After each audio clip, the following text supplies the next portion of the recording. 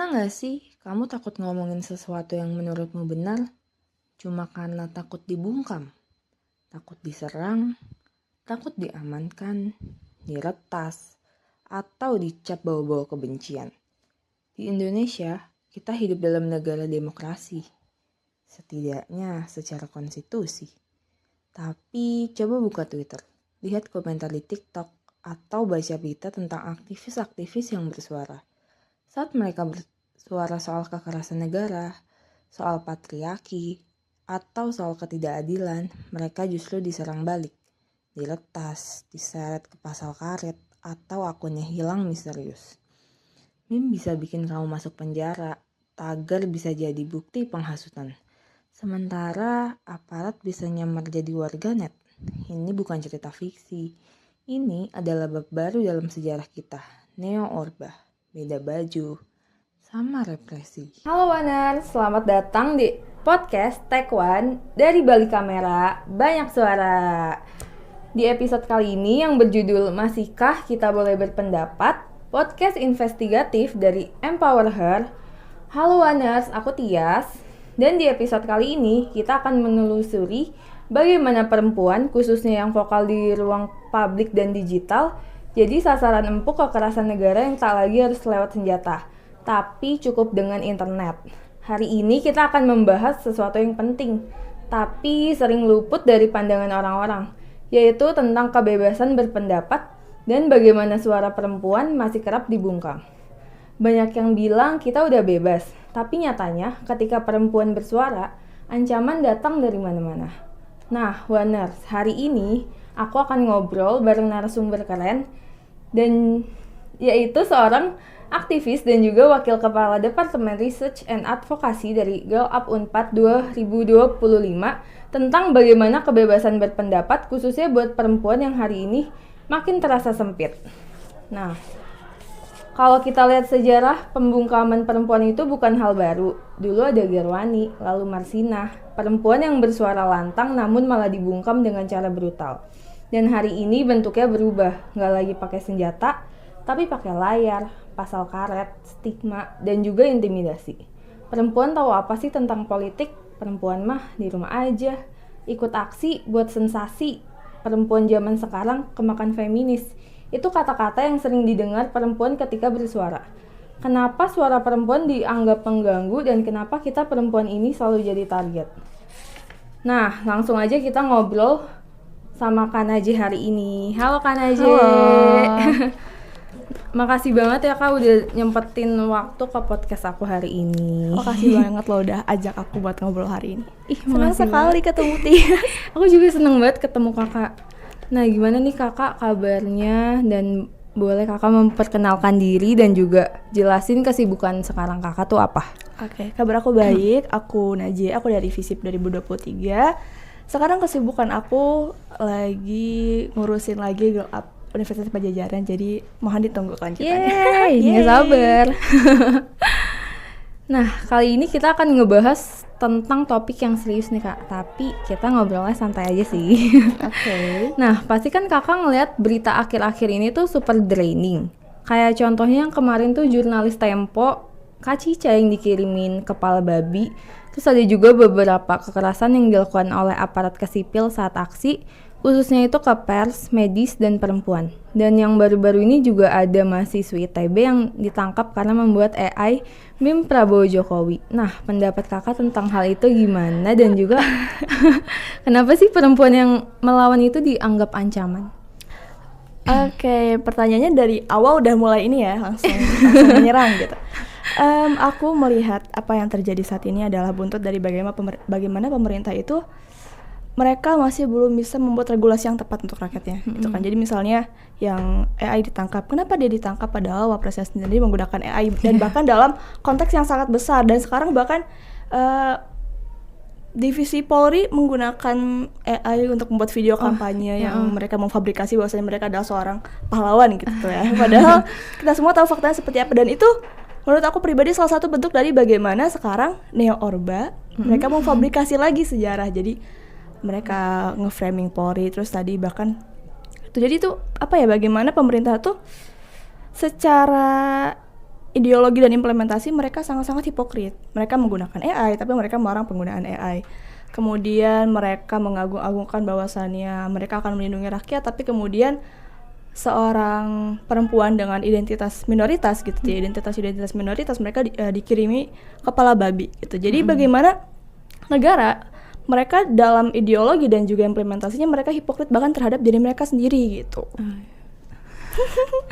Betul Kak. Nah, kenapa sih sekarang tuh media sosial justru malah jadi tempat pembungkaman, padahal kan harusnya tempat kebebasan berekspresi. Kayak misalkan at yours pas aksi kemarin itu tuh banyak banget yang dihapus-hapusin gitu, kayak nggak tahu sih Kak tujuannya buat apa. Cuman mungkin Kakak tahu nggak waktu itu sempat ada at yours yang ngebayar buzzer gitu Kak, dan itu tuh dihapus juga gitu. Aku nggak tahu yang ngebayar buzzer. Itu ada terus dihapus gitu. Aneh banget gak sih? Aku agak beneran taken aback nih, Serius Kak, kan waktu itu ada katanya tuh ngebayar buzzer sampai berapa miliar Oh, gitu. yang 100 miliar. Iya gitu, pokoknya 100-an gitu. Dan itu tuh kan sempat ada at yours-nya. Udah banyak lah, udah berapa gitu yang nge-share, tapi abis itu aku lihat di archive aku nggak ada gitu Kak. Itu bahkan belum 24 jam deh Kak. Oke, itu concerning sih, itu concerning.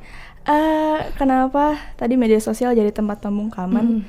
Sebetulnya balik lagi, jadi media sosial zaman sekarang itu kan mereka punya apa ya istilahnya bahasa mereka sendiri gitu kan. Jadi aktor-aktor di dalamnya mereka cuma bukan lagi mengkonsumsi. Karena mungkin dulu kita tuh jadi konsumer doang gitu kan, konsumer dari media sosial gitu. Tapi sekarang kita nggak cuma mengkonsumsi, karena kita jadi terlibat langsung gitu kan ke dalamnya. Dan ketika kita masuk ke sosial media, mau tidak mau ada data kita yang juga masuk di situ kan, karena ya IP address kita. Terus mungkin kalau misalnya mau daftar sosial media kan isi nama, email, terus tanggal lahir segala macam. Memang bisa bohong gitu kan, tapi IP addressnya kan kacak gitu. Dan itu yang jadi pedang bermata dua di kita. Satu sisi kita punya realitas baru, realitas digital, dunia digital di mana kita mungkin bisa ekspres atau menjadi seseorang yang bukan kita di media asli gitu kan, di dunia nyata.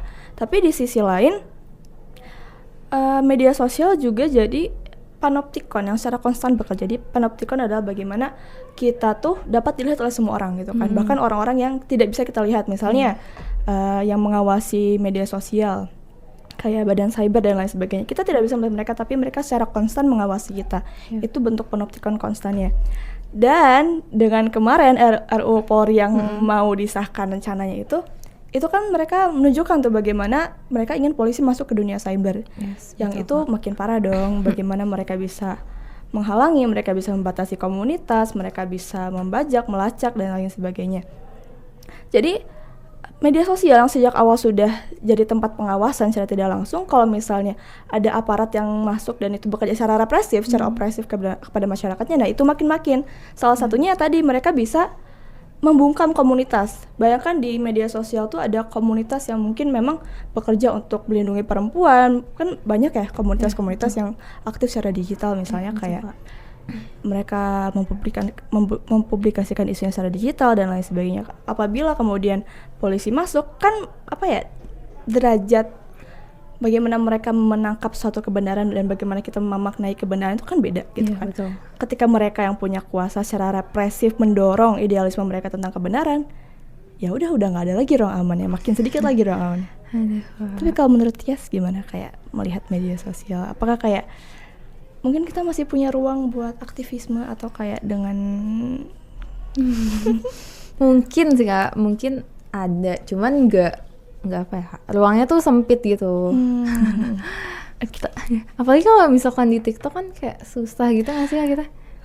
Itu nggak kayak nggak tahu kenapa kalau di TikTok tuh kayak misalkan kita ngomonginnya fakta, apalagi kalau tentang politik gitu, pasti tuh gampang banget diserangnya gitu sih Kak. Nggak tahu sih. Agree. Itu aneh. Aku udah nggak punya TikTok lagi makanya. Sumpah Kak. Sumpah. Jadi aku nggak bisa main strik-strikan itu loh. Kenapa Kakak? Karena aku nggak punya TikToknya. Aku apa ya? Aku tuh takut screen time aku makin gede kan. Jadi betul. Nah Kak, kalau kita mundur ke belakang nih, ada sosok Marsinah yang sangat membekas banget. Seorang buruh perempuan yang dibunuh karena memperjuangkan haknya. Menurut kakak, kenapa nama Marsinah masih relevan banget sampai sekarang? Oke, Marsinah, ya ampun. Aku masih masih ini. Halo, Kak. Marsinah.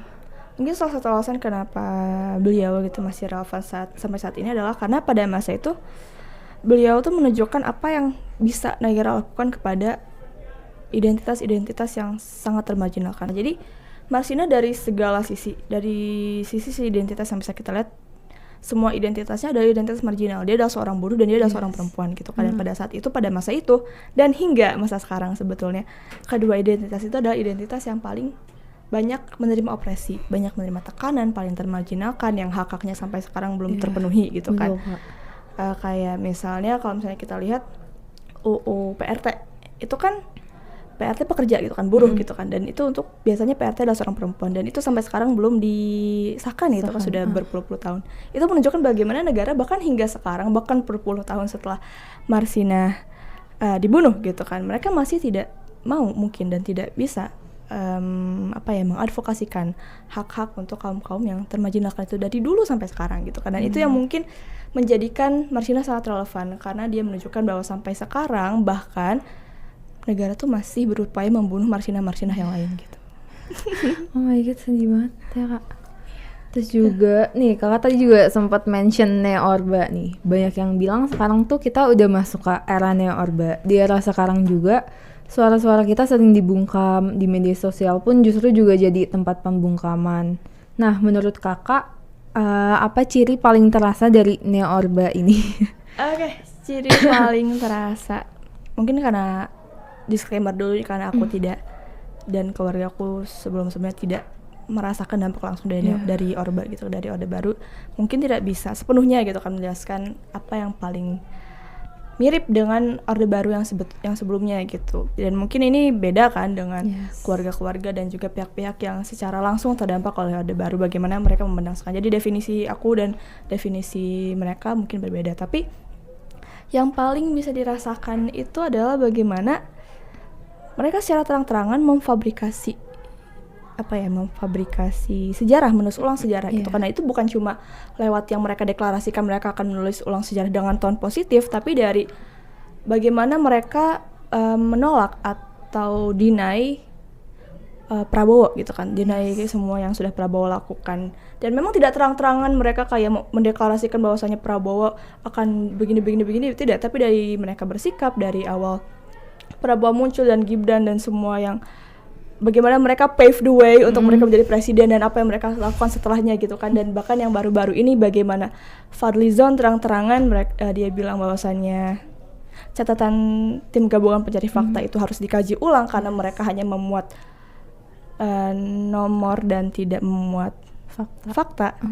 Padahal itu konyol karena kan tidak mungkin kita karena kan faktanya bersama korban dan korbannya sudah dibunuh oleh negara itu sendiri gitu. Itu yang konyol dan itu yang paling menyeramkan. Salah satu yang paling menyeramkan dari yang Orba yang sekarang adalah bagaimana kita tahu kalau itu sistemik. Kita tahu bahwa itu tidak berjalan sendiri. Kita tahu bahwa itu adalah sebuah sistem.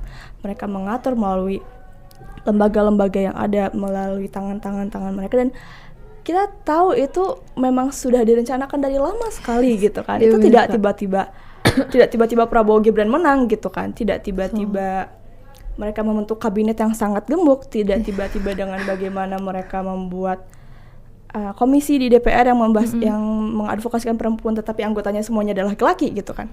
Itu semua berjalan dari awal banget dan mungkin kita gak notice mungkin sebelumnya, tapi itu kelihatan sampai sekarang dan itu salah satu ciri yang paling dari Orba ini. Nah Kak, istilah neo-orba ini juga sering digunakan belakangan ini. Menurut kakak, sejauh mana kondisi saat ini mencerminkan neo-orba? Oke, mencerminkan. Balik lagi, karena aku tidak langsung ke efek oleh masa-masa Orde Baru, jadi mungkin definisinya akan berbeda. Cuma mungkin kita semua bisa setuju bahwasannya kita semakin tidak punya ruang untuk bersuara. Kita selalu merasa takut, kita merasa diawasi. Mungkin kita sama-sama setuju kalau misalnya itu kelihatan dari bagaimana mereka constantly deny everything gitu kan. Sejarah kelam Prabowo, apaan itu? Fakta bahwasannya keputusan dan aturan diubah untuk supaya Gibran bisa mencalonkan diri. Apaan gitu kan. Soeharto dan segala dosa yang sudah dilakukan. Apaan, bukannya dia pahlawan nasional. Terus pemerkosaan Mei 1998 itu baru data doang, mana faktanya gitu. Bagaimana terus sejarah akan kita tulis dengan tone positif. Tone positif seperti apa? Apakah kita benar-benar bisa menulis ulang sejarah gitu kan? Bukankah itu sebuah bentuk dosa? Bukankah itu suatu bentuk penindasan ulang terhadap korban yang bahkan sudah tidak ada lagi gitu kan? Karena kalau misalnya kita ketika kita deny sejarah, kita deny every person killed, every person falsely accused, every person, orang-orang yang kehilangan anggota keluarganya, orang-orang yang kehilangan temannya, orang-orang yang harus menyaksikan gitu kan, bagaimana aku lihat di yang bocor alus itu yang Fadlizon yang baru itu, bagaimana ibu pulang, anaknya sudah diperkosanya di depan adiknya gitu kan. Dan Fadlizon deny hal itu. Fadlizon menyangkal bahwasanya ada fakta itu pernah terjadi meskipun kesaksiannya ada, dan itu merupakan salah satu bentuk opresi yang sangat-sangat besar yang dilakukan oleh negara, dan itu menunjukkan bagaimana kita justru balik lagi ke masa yang seharusnya kita tidak pernah lihat ulang gitu. Nah, tapi menurut kakak sendiri neo-orba itu apa? Neo-orba, balik lagi ya definisi aku. Definisi menurut kakak. Mungkin bagaimana kita melihat masa Orde Baru dan bagaimana itu tertulis ulang di masa sekarang. Meskipun tidak 100% karena balik lagi dunia sudah berkembang gitu kan. Perpolitikan sudah berkembang, orang-orang berubah. Tetapi remains Orde Baru itu ditulis ulang di masa sekarang dengan orang-orang yang baru dan mungkin orang-orang yang sama. Karena Prabowo orang yang sama dengan orang di Orde Baru gitu kan. Orang-orang di kabinetnya juga mungkin orang-orang yang sama. Tetapi bagaimana kita, negara, sistem bisa kembali ke masa yang seharusnya tidak pernah kita lalui lagi, itu salah satu dosa yang sangat besar untuk aku. Dan itu mungkin bagaimana aku mendefinisikan neo-orba. Nah, kalau gimana sih kakak ngelihat kondisi kebebasan berpendapat di Indonesia saat ini, terutama bagi perempuan? Kondisi berpendapat, sebetulnya dari awal aja perempuan memang tidak pernah benar-benar punya ruang aman, betul kan ya? Betul kak. Apalagi kebetulan, dan bukan kebetulan sebetulnya, kita tinggal di Indonesia, di negara di mana kebebasan individu tuh jadi omong kosong doang, karena kita banyak pasal-pasal yang menjerat kita, bagaimana media sosial juga tadi kita bahas di awal jadi tempat pembungkaman, tempat kita diawasi dan lain sebagainya. Dan sebetulnya itu miris karena kita sebagai warga negara kita punya hak untuk bersuara gitu kan, tapi negara itu sendiri yang membungkam kita. Dan ketika kita perempuan itu lebih parah lagi, karena kalau misalnya di sosial media deh, misalnya kita ada perempuan yang membicarakan sesuatu yang kontroversial atau sesuatu yang tidak sesuai dengan paham atau apa yang diamini oleh negara gitu kan, itu kita bukan cuma dapat ancaman pembunuhan dan lain sebagainya, tapi kita juga dapat ancaman pemerkosaan. Itu bukan cuma death threat tapi juga rape threat. Kenapa? Karena kita perempuan gitu kan, dan kita punya sesuatu di dalam diri kita, di dalam identitas kita yang membuat kita terlihat selemah itu, membuat kita terlihat se-vulnerable itu, dan makanya kita dianggap deserve untuk menerima itu. Dan sebetulnya jadi kebebasan berpendapat untuk perempuan tuh balik lagi kita tuh ada di kejepit gitu kan, kejepit antara kita sebagai warga negara yang memang terus-menerus diopresi oleh tekanan tadi militer yang sebagainya, mereka yang dualisme dan juga UU TNI, RUU Polri gitu kan, dan kita sebagai perempuan gitu kan, kita yang terus dihimpit oleh ideologi patriarki yang beranggapan bahwasanya kita tidak seharusnya bicara karena kita tidak punya kapabilitas untuk melakukan itu gitu. Jadi identitas yang ada dalam diri kita semuanya berada dalam posisi yang termarginalkan, baik oleh negara, baik oleh society, baik mungkin oleh orang-orang di sekitar kita gitu kan, bahkan mungkin oleh diri kita sendiri yang secara tidak sadar mungkin karena tekanan dari luar tadi merasa bahwasanya kita tidak berhak, dan itu separah itu. Jadi kalau masyarakat deny hak kita bersuara itu one thing, negara one thing. Tapi kalau misalnya kita sendiri udah deny hak kita untuk bersuara karena didorong oleh mereka, itu menurut aku pribadi itu suatu hal yang sangat-sangat concerning gitu kan. Karena itu jadi kita jadi ngerasa kita nggak berhak bersuara karena dari awal kita merasa kebebasan kita nggak ada dan negara mendorong itu gitu. Dan mungkin itu yang ingin mereka lakukan gitu kan, mereka ingin kita percaya bahwasanya kita tidak punya suara. Itu yang mungkin bisa kita lihat di kebebasan berpendapat saat ini gitu. Tapi kita tuh kan emang dianggapnya kaum yang lemah ya Kak. Tapi kenapa sih kayak kita selalu jadi ancaman gitu? Padahal kalau misalnya kita lemah ya udah aja gitu gak sih Kak? Nah itu dia, mereka anggap kita lemah dan mereka pengen kita terus-terusan jadi lemah, makanya mereka mengoperasi kita terus karena mereka nggak mau kita sadar kalau kita tuh nggak sebetulnya lemah gitu loh. Jadi ya dari awal kan memang femininitas perempuan itu dianggap the lesser one gitu kan, the submissive one, the second sex gitu kan. Jadi ketika mereka yang dominan, katakanlah kaum laki-laki gitu ya, mereka yang dominan, mereka ingin mempertahankan dominasi mereka. Jadi mereka nggak mau melihat manusia kan, melihat perempuan in any state other than being vulnerable itself gitu. Jadi mereka maunya kita didomestikasi. Makanya kalau dulu kita nggak boleh kerja gitu kan, kita harus melakukan pekerjaan domestik yang tidak dibayar. Padahal mereka tahu kalau itu adalah bentuk pekerjaan dan kita berhak dibayar karena pekerjaan domestik. Tapi mereka nggak mau kita tahu gitu kan. Makanya mereka terus mendomestikasi kita.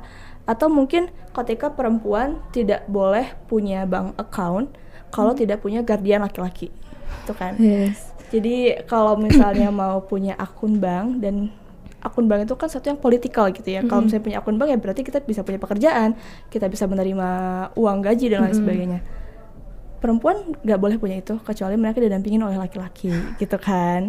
Dan itu nggak sampai recently kayak gitu, dan itu menunjukkan bahwasannya laki-laki itu bener-bener pengen kita lemah aja gitu kan. Mereka yang dominan pengennya kita ya udah kita submissive, kita nurut kepada mereka, dan itu kenapa kita terus diawasi dan kita terus diopresi, karena mereka tidak mau kita sadar, mereka nggak mau kita punya dan memunculkan dan acting out kesadaran yang kita punya gitu. Untuk setidaknya secara dalam mereka kita nggak pernah berpikir untuk menjadi di atas siapapun, above siapapun, betul kan? Betul. Tapi mereka takut, maksudnya the idea of being equal aja bikin mereka takut gitu, dan itu menunjukkan bagaimana mereka saat ini, bagaimana dunia saat ini gitu. Oh my god. Terus juga kalau ngomongin Orba nih Kak, kebetulan banget aku juga udah baca artikelnya Girl Up Unpad. Itu Kakak yang nulis kan? Iya, aku. Bagus banget. Yang di Medium itu yang tentang Neo Orba dan perempuan dalam terkaman hegemoni ganda. Di artikel itu juga diceritain gimana perempuan hari ini tuh kayak terjepit di satu sisi ditekan oleh negara lewat pembatasan kebebasan berpendapat, tapi di sisi lain juga ditekan sama budaya patriarkal yang udah lama mengakar. Nah, kalau ngomong di publik aja harus mikir 2 kali nih Kak, gimana caranya perempuan itu bisa tetap vokal tanpa ngerasa takut. Terus juga aku lihat kan Kakak juga orangnya cukup vokal tentang politik. Pernah nggak sih Kakak kayak dapat ancaman gitu saat mengkritik kebijakan di Indonesia saat ini? Oke, ini menarik. Pertama, gimana buat ngomong vokal tanpa ngerasa takut? Menurut aku pribadi kalau takut itu wajar ya. Apalagi negara kita aja belum bisa melindungi kita. UU tentang femisida belum ada gitu kan. RUU PRT udah berpuluh-puluh tahun tidak disahkan. Jadi dengan kondisi yang ada, sebenarnya wajar aja kita ngerasa takut karena memang kita harus merasa takut gitu kan ketika negara segagal itu melindungi perempuan gitu. Dan ya wajar karena balik lagi, kita mengorbankan banyak sekali hal, kita mempertaruhkan banyak hal, identitas kita dan juga ancaman-ancaman yang mungkin datang sebagai perempuan gitu kan. Apa yang dialami Francisca, apa yang dialami oleh salah satu tim yang aku melihat, jadi ada perempuan, dia tergabung dalam tim gabungan pencari fakta itu, yang dia ditelepon malam-malam terus dia bilang kayak mulutmu memang sebaiknya dibungkam selamanya gitu kan.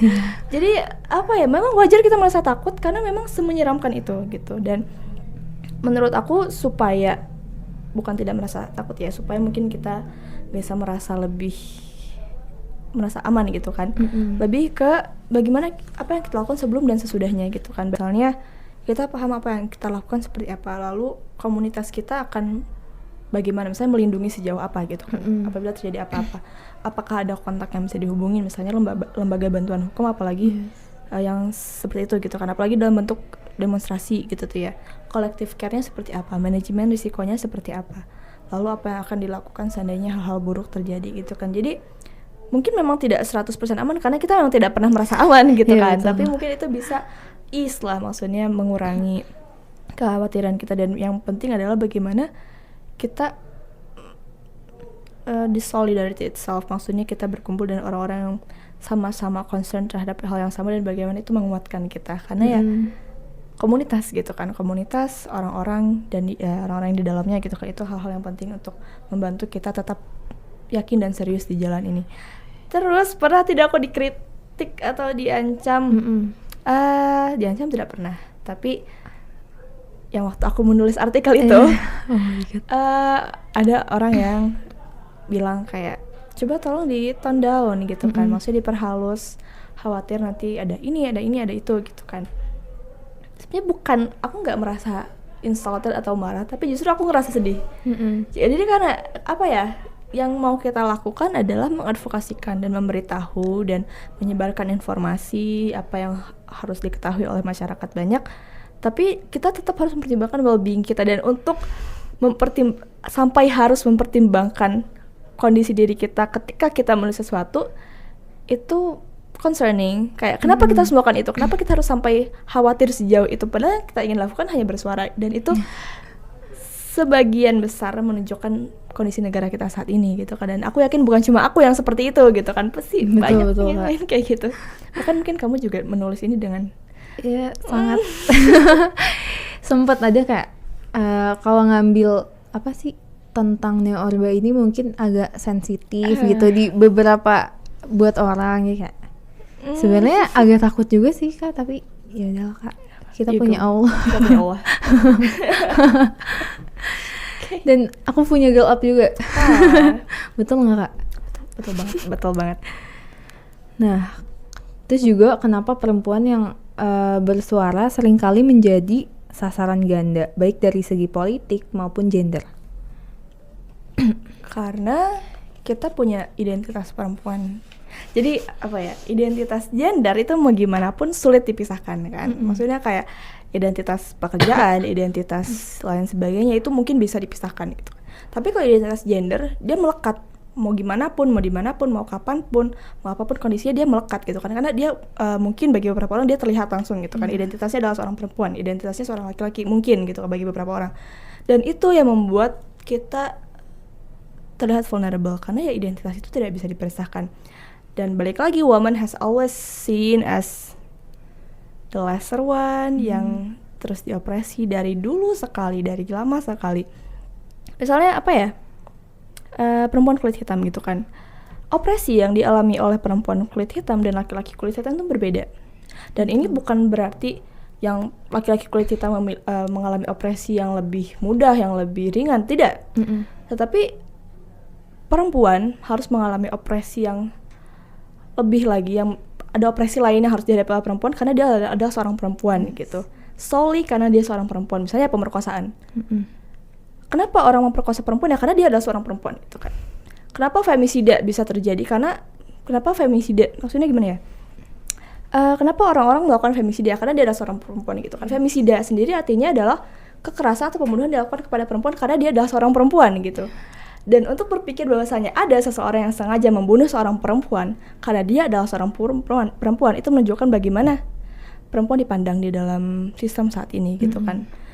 Dan itu salah satu kenapa perempuan jadi sasaran ganda, karena ada identitas di dalam diri kita yang tidak bisa dipisahkan dan akan terus dijadikan sebagai objek selama sistem masih memperbolehkan itu. Gitu. Oh my God, sulit banget ya Kak jadi perempuan Sulit itu, banget. apalagi di negara ini. Itu jangan diomongin lagi. Kan kita udah masuk ke zaman digital, kayak kasus mahasiswi ITB kemarin yang bikin meme AI dan malah jadi tersangka. Meme loh Kak, bikin konten aja bisa bikin celaka. Gimana sih hukum kita tuh bisa kayak gini? Padahal kan Wapresnya sendiri yang menormalisasikan AI tapi malah kayak gini ujungnya. Terus juga apakah perempuan memang lebih sering jadi target atau kambing hitam dalam kasus begini? Oke. Enggak, itu masih konyol sampai sekarang. Ditangkap gara-gara meme AI gitu kan. Tapi balik lagi, aku mikirnya negara ini memang hipokrit gitu kan, dan mereka nggak suka ketika mereka dikonfront dengan possibility bahwasannya apa yang mereka lakukan itu bisa balik ke diri mereka sendiri. karena mereka udah terbiasa jadi comfortable gitu kan, mereka terbiasa nyaman melakukan apa yang mereka mau. Jadi ketika mereka confronted dengan risiko bahwa si AI yang biasa mereka gunakan dengan hati senang ini bisa berbalik ke mereka dalam bentuk dua wajah yang bersiuman, mereka nggak mau. Mereka nggak menerima. Tapi bukan berarti mereka akan terus membuat regulasi untuk bikin AI-nya, karena ya sekarang mereka udah balik lagi bikin AI gitu kan. Aku merasa ya karena mereka hipokrit aja, mereka nggak balik lagi, mereka ingin terus menjadi dominan. Jadi ketika mereka melihat ada dari kaum yang mereka opresi suatu gerakan yang memunculkan kesadaran baru dalam diri mereka, mereka nggak terima, dan hal yang paling cepat dilakukan adalah ya udah ditangkap, direpresi, dibungkam. Meskipun sedengar aku itu dilakukan oleh si Polri-nya tanpa persetujuan dari negara, tapi tetap itu aneh.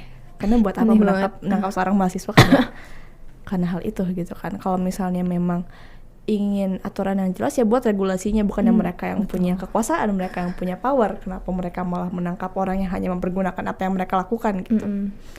Terus apakah perempuan memang lebih sering jadi target? Statistically aku nggak bisa kasih tahu. Tapi balik lagi karena apa ya, selama sistem masih mempergunakan identitas gender, identitas seks, identitas jenis kelamin sebagai senjata, maka itu akan terus terjadi gitu kan. Francisca identitasnya seorang perempuan, seorang jurnalis, seorang penganut agama minoritas. Mereka yang di negara kita sangat sering menerima opresi gitu kan. Jurnalis, apalagi di negara yang sangat suka memfabrikasi kenyataan dan menulis ulang sejarah, apa nggak makin rentan itu jurnalis yang berusaha memberitahukan fakta yang bukan hanya kepala babi, malah kemudian ada si tikusnya gitu kan. Itu lebih terang-terangan lagi, dan itu jurnalis. Lalu perempuan tadi yang aku sebut yang ditelepon mulut-mulut memang fantasi bungkam selamanya, itu juga seorang perempuan. Kenapa? Karena identitas perempuan masih dijadikan senjata untuk lembaga-lembaga negara dan negara itu sendiri untuk inflict ketakutan di warga negara. Jadi mungkin ketika kita melihat itu bukan cuma marah tapi mungkin takut. Jadi kayak kalau misalnya bersuara juga mungkin nanti akibatnya akan begini. Kalau misalnya kita memilih profesi sebagai jurnalis nanti mungkin bakal diginiin. Kalau misalnya kita memilih begini nanti akan diginiin. Dan sedihnya identitas perempuan itu bukan sesuatu yang bisa kita lepaskan. Dan kita memang akan terus menjadi perempuan gitu selama kita masih ingin menjadi perempuan. Jadi risiko itu masih akan terus ada selama kita masih jadi perempuan dan selama si sistemnya masih menggunakan itu sebagai senjata. Sedih ya? Sedih banget, kayak bener-bener gak ada ruang aman gitu mas. Gitu. Terus juga, tapi kan bukan cuma netizen biasa ya kak, kayak aktivis, jurnalis, perempuan juga sering kena. Bahkan kadang cuman karena laporan investigasi mereka bisa dapat doxing, kiriman kepala babi, pelecehan, bahkan ancaman pembunuhan. Menurut kakak kenapa ancaman ke jurnalis itu bisa sedalam ini saat ini, dan terutama ke jurnalis perempuan kak? Oke. Kalau misalnya ke jurnalis pasti ya karena negara kita memang membenci jurnalis. Kayak press gak boleh masuk, press gak boleh lihat rapat, press tidak boleh meliput dan lain sebagainya. Itu menunjukkan opresi terhadap pers. Tapi kalau perempuan specifically ya balik lagi karena dia adalah seorang perempuan dan dia bekerja di field yang diopresi oleh negara, dan dengan identitasnya yang diopresi negara juga dia berada dalam tekanan ganda di situ. Jadi balik lagi karena mereka tidak suka pers bersuara dan mereka tidak suka perempuan bersuara. Jadi ketika jurnalis perempuan bersuara itu double tekanan dari mereka gitu kan. Dan balik lagi kita memang konstannya diopresi gitu kan. Jadi ketika jurnalis perempuan bersuara dan diopresi begitu, itu kan menunjukkan nih ke kita apa yang negara bisa lakukan kepada seorang perempuan. Jadi itu sangat mungkin menunjukkan inflict ketakutan di diri kita juga gitu kan. Dan perempuan itu kan kalau di masyarakat balik lagi dia di posisi yang dianggap vulnerable gitu kan, dan identitasnya selalu digunakan sebagai senjata. Jadi kena ancaman pemerkosaan, lalu ancaman pembunuhan, lalu ancaman ini itu juga.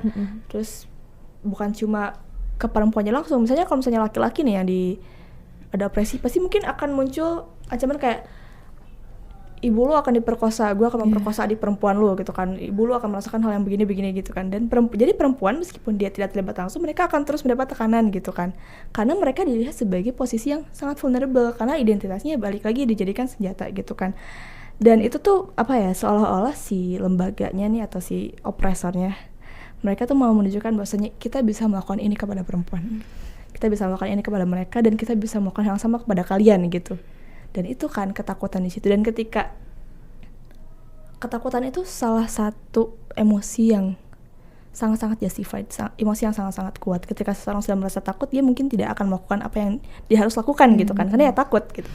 Jadi salah satu cara paling mudah untuk menahan seseorang dari melakukan sesuatu adalah dengan membuat dia merasa takut gitu kan. Dan ini salah satu cara yang coba dilakukan oleh si opresor. Mereka membentuk ketakutan, dan ketakutannya sistemik, bukan cuma ke perempuannya mungkin, tetapi juga ke anggota keluarganya. Jadi makanya mungkin anggota keluarganya kan yang bilang jangan keluar, jangan demonstrasi, jangan bersuara, kamu perempuan.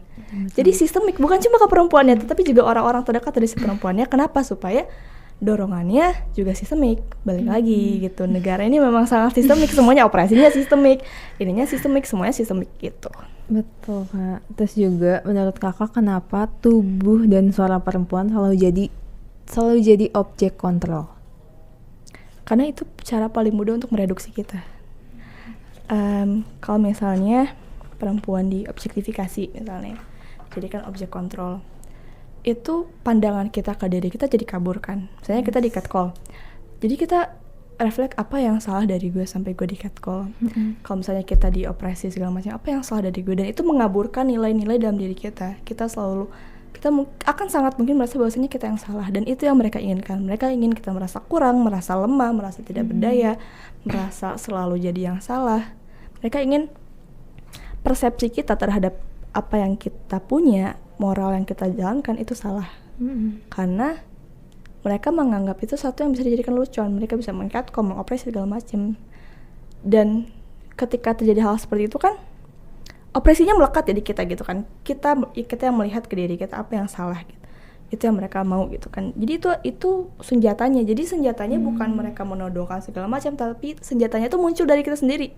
Jadi pelurunya tuh bukan ditembusin ke kita, tapi kita yang munculkan sendiri gitu, kayak mungkin ini yang salah, mungkin gue diginiin karena ini, mungkin salah gue terlahir menjadi seorang perempuan gitu kan. Self blaming dan lain sebagainya. Dengan kita merasa kita lahir sebagai perempuan adalah suatu kesalahan, itulah suatu senjata baru bagi mereka. Dan mereka bakal lebih gampang dong, karena ya kita akan terus merasa bahwasannya apa yang kita terima adalah kesalahan kita karena kita terlahir sebagai seorang perempuan gitu. Dan objek kontrol balik lagi karena ada kekuatan yang tidak ingin kita menjadi syarat dan mereka. Jadi misalnya ketika perempuan didomestikasi, laki-laki tahu itu seharusnya dibayar, tapi mereka tidak mau membayar, dan mereka tidak mau perempuan keluar dari itu gitu kan. Lalu ketika perempuan mulai masuk ke domain yang semula diisi oleh laki-laki, perempuan juga nggak setara. Kalau misalnya perusahaan, misalnya perempuannya jadi sekretarisnya aja, makanya sekretarisnya identik dengan perempuan, terus direktur utamanya jadi laki-laki, dan itu bener-bener kayak sampai ke sinetron, sampai ke FTV, seperti itu gitu kan. Sekretarisnya perempuan, bosnya laki-laki. Terus kalau misalnya di TNI Polri banyak banget di Twitter itu. Jadi kalau misalnya aku lihat waktu demonstrasi, jadi penduduk Sukahaji itu mendatangi salah satu lembaga masyarakat, lembaga daerah gitu kan. Itu polisi yang berjaga di depannya itu adalah polisi perempuan. Dan itu banyak sekali terjadi. Jadi di setiap demonstrasi, di setiap kegiatan-kegiatan yang memungkinkan adanya kerusuhan, itu polisi perempuan di paling depan. Mengapa? Karena satu, mereka merasa bahwasannya masa tidak akan represif terhadap perempuan. Yang kedua, mereka berpikirnya bahwasannya si perempuan ini akan mengalihkan perhatian mereka. Oke, jadi si polisi perempuannya itu ditaruh di paling depan. Karena asumsinya satu, mereka berpikir bahwasannya masa tidak akan represif terhadap perempuan. Yang jadi bentuk opresi lagi gitu kan. Terus yang kedua, mereka berpikir bahwasannya perempuan akan mengalihkan pada mereka. Jadi mereka menggunakan desire, kayak ada human desire, bahwasannya mereka akan tertarik langsung pada wajah perempuan dan kemudian akan lebih lunak. yang jadi opresi lagi ke perempuan. Kenapa perempuan dipandang jadi objek lagi di situ gitu kan? Padahal yang perempuan mau adalah bekerja gitu kan, dan dia sedang bekerja di situ sebagai Polri. Kenapa mereka malah dijadikan objek kontrol lagi gitu? Itu jadi untuk memastikan bahwasannya perempuan tetap di posisi mereka keep close steps gitu kan. Tadi dipastiin bahwasannya kerjaannya ya udah gitu-gitu aja, atau misalnya kerjaannya yang melibatkan desire laki-laki, kerjaannya atau yang postingan TNI yang pokoknya ada TNI perempuan bertiga, terus postingannya itu kayak semoga seger lagi matanya, terus kayak apa kabar hari ini gitu kan. Dan waktu itu di kayak festival gitu, habis perempuan tampil gitu ya, band perempuan atau kayak kayak ya pokoknya dance perempuan itu tampil, terus MC-nya bilang kayak gimana nih cowok-cowok udah seger belum matanya gitu kan. Dan itu dan kelihatan bahwasanya itu terjadi sehari itu kan diabolikal banget, maksudnya betul. Kayak semua orang mempergunakan perempuan sebagai objek kontrol, mengkontrol perilaku, mengkontrol tindakan dan lain sebagainya. Jadi kayak sistemik kan, karena kayak semua orang mau sadar tidak sadar mereka melakukan hal itu kan, itu memang sudah terbiasa dan sudah sistemik di masyarakat gitu. Menurut aku gitu sih, kenapa perempuan selalu jadi objek kontrol. Oke, Kak. Nah, dalam kondisi kayak gini tuh menurut Kakak masih ada nggak sih ruang aman buat kita bersuara? Ruang aman, aku merasa pasti masih ada, cuma mungkin masih kecil, masih tersembunyi, masih mungkin dari percakapan kitanya aja gitu kan, atau percakapan dengan komunitas kecil dan lain sebagainya. Mungkin memang saat ini belum cukup gitu kan, masih jauh dari cukup. Tapi aku pribadi merasa bahwasannya memang ruang aman yang kita cita-citakan ini memang nggak tahu kapan terlaksananya. Mungkin pas kita udah meninggal, pas kita udah tua, mungkin puluhan tahun lamanya gitu kan. Tapi dengan ruang-ruang yang kecil ini semoga cukup untuk kemudian kita bentuk ruang yang lebih besar lagi. Semoga negaranya juga gitu. Amin. Nah, kalau Kakak boleh berharap nih 10 tahun ke depan, seperti apa wajah kebebasan berpendapat bagi masyarakat di Indonesia, khususnya perempuan? Berharap ya, berharapnya ruang aman yang cukup, dan bukan hanya untuk perempuan tapi semua yang termarginalkan oleh negara, oleh sistem, oleh masyarakat. Semoga semuanya memang ke depannya gitu, entah kapan, semoga secepatnya, tapi kita nggak tahu kapan. Jadi semoga setidaknya nanti betul akan ada gitu ruang yang aman, dan bukan sekadar aman yang aman gitu, tapi aman untuk semuanya gitu. Amin. Nah, mungkin terakhir nih Kakak ada pesan buat orang-orang yang saat ini masih melawan, dan juga buat perempuan-perempuan yang melawan saat ini. Perempuan yang melawan, kita semua tahu bahwasanya kita mempertimbangkan dan juga sangat banyak yang sedang kita perjuangkan gitu kan. Banyak sekali isu yang dikasih ke kita dan kita harus perjuangkan satu demi satu dengan kondisi yang seperti ini, ketika bahkan mungkin negaranya saja menolak kehadiran kita gitu kan. Dan menurut aku nggak apa-apa kalau misalnya ngerasa capek atau marah atau kayak kecewa dan lain sebagainya, tapi semoga tidak berpikir untuk berhenti gitu kan, karena kalau berhenti berarti ya sudah susah lagi jalannya, semakin berkurang lagi, semakin gelap lagi gitu. Jadi nggak apa-apa kalau misalnya mungkin mau capek atau marah, karena ya aku percaya kita semua punya kemarahan dalam diri kita, untuk siapapun, untuk sistem, untuk negara, untuk diri kita sendiri mungkin. Tapi ya biarkan itu meradikalisasi kita daripada bikin kita putus asa gitu kan. Gitu. Jadi semoga semuanya baik. Amin. Nah, makasih banget buat Kanaje, buat obrolannya yang daging banget dan ngebuka mata kita ini. Makasih Tias.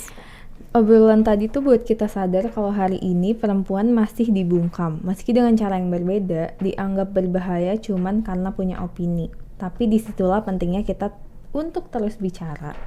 Kamu perempuan, diam aja. Kalimat itu terlalu lama hidup di kepala kita, tapi sekarang saatnya diubah jadi kamu perempuan dan suaramu penting.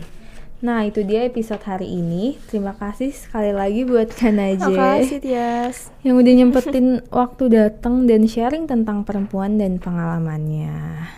Makasih Iya Kak. Tias. Thank you udah ajak aku ngobrol. Oh my god. Dan juga buat kamu yang mendengarkan, jangan ragu buat bersuara karena ketika satu suara perempuan dibungkam, yang lain yang hilang bukan hanya kata-kata, tapi juga keberanian kita semua. Dadah Waners.